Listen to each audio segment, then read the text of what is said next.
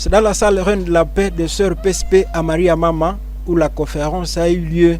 Initialement prévue à 8h30, l'activité n'a commencé que vers 13h suite à des contraintes organisationnelles. Cette perturbation des programmes n'a pas permis aux étudiants locaux de se présenter en masse sur les lieux. Néanmoins, la minorité présente a été édifiée sur la persistance de la guerre au Nord Kivu et à Ituri, suivi de l'histoire de la guerre depuis 1960 et la proposition des mécanismes pour restaurer la paix. Ces thématiques ont été développées par 3 conférenciers, à savoir Edgar Mateso, Muhongia Wakabwaro et Fataki Baloki. Pour Edgar Mateso, la guerre en République démocratique du Congo, caractérisée actuellement par les M23 et l'EDF, n'est qu'une succession de rébellions depuis 1960. Nous pensons que ces faits sont détachés, alors qu'en réalité ce sont des faits qui sont liés. Les anciens connaissent ce qu'on a appelé le phénomène Kanyarwanda, la guerre de Kanyarwanda à 64.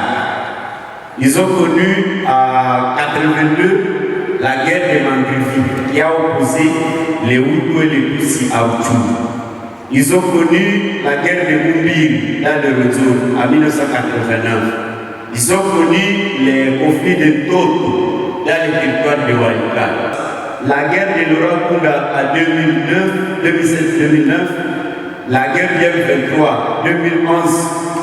2011-2012 pour prendre fin en 2013, et le massacre de Beni qui était précédé de 3 ans, même 4 ans je dirais, de déportation des civils. Cette intervention de l'assistant Mateso est appuyée par l'historien Muhongia Wakabwaro qui à son tour a montré que peuple sans armée solide était peuple à disparition. Il a ici appelé les étudiants à embrasser l'académie militaire pour défendre les peuples. L'armée reste le socle. Malgré les textes internationaux, malgré les droits de l'homme, ce ne serait plus les États-Unis qui pouvaient avoir une armée forte. Ça veut dire qu'ils se reprochent de quelque chose, ils sont aussi peur qu'ils soient envahis. Et les pays comme les vôtres, qui est combattu par tout le monde, il peut de temps en temps disparaître. Il y a eu un vaste empire à Yougoslavie. C'était un empire qui s'attendait sur la péninsule balkanique. Fataki Baloki de son côté a montré la nécessité de prendre des mécanismes pour pallier aux problèmes de la guerre à l'est du pays.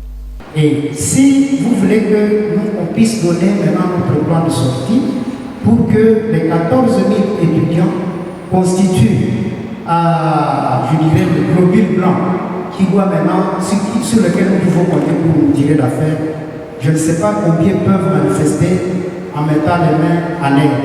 Les stratégies, on ne peut pas les donner à des gens qui ne sont pas engagés.